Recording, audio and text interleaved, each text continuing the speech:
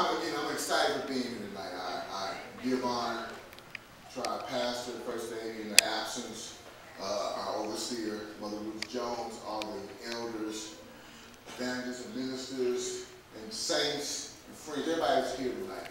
Thank you all for coming out. And I think it's a blessing tonight. Yes. I feel a blessing tonight. I just feel that things go on and go on. You're supposed to do something on a certain time, and it doesn't work out. And for me, I didn't get mad, I didn't get upset. I'm like, okay, that's the Lord working. I ain't one of those ministers that have to preach.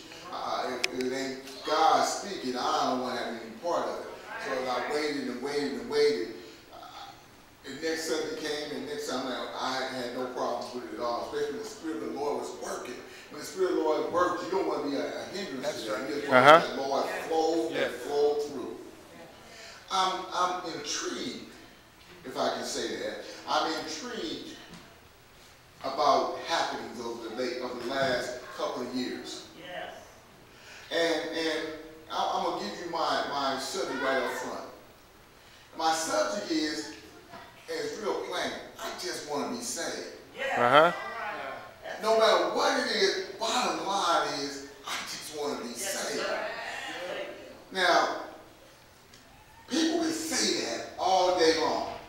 People can feel that all day long, but in the end, whatever you do, up, down, left, and right, I just want to be saved. Yes. And as I was thinking about that and thinking about what I'm talking about being saved, I had a flashback to myself a little bit. I will be 54.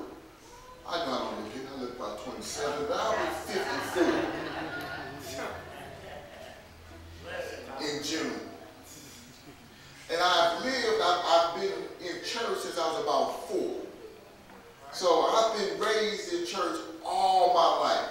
And back in the day, I don't like to hinder on back in the day, because a lot of times we hinder on back in the day and we start thinking about what I used to do, and you start living and like, boy, I used to do this, I used to do that. I try to stay away from that a little bit, because there are some things I used to do I don't want to revisit.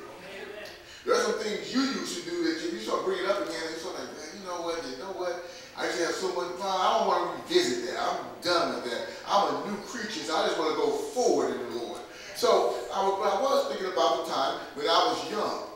And when you were young back in the 60s, I know y'all tripping now, but back in the 60s, there wasn't what you have today.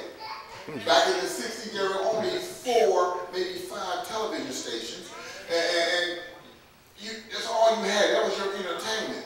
Back in the 60s, there was barely cars on the road. Highways were just being built. Back in the 60s, in the good old days, you had to, wherever you saw, you believed. Now you transfer it to today, there's always explanation for what goes on. And I was thinking about a dream I used to have. When I was young, I lived on a street that was next to a coal yard. I know you guys understand what a coal yard was, but back a little bit, everybody had electric heat, or gas heat. They had a stove. And what that stove had to do was had to heat up the whole house. And when the man would go across the street, he would grab in a cart. They had a peach basket, and he would say was cold, cold. And you run out and get your peach basket of coal, for that would be your heat. But I had this dream one time, and it came to the point that the person that was preaching had preached about the rapture. And the dream I had growing up was that the fact that the yard next to my house, which was a coal yard, was hell.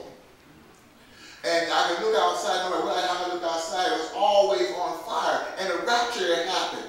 And for whatever reason, there were people walking to the coal yard, there were people walking there, and there was no return. They were just walking, because this was their doom.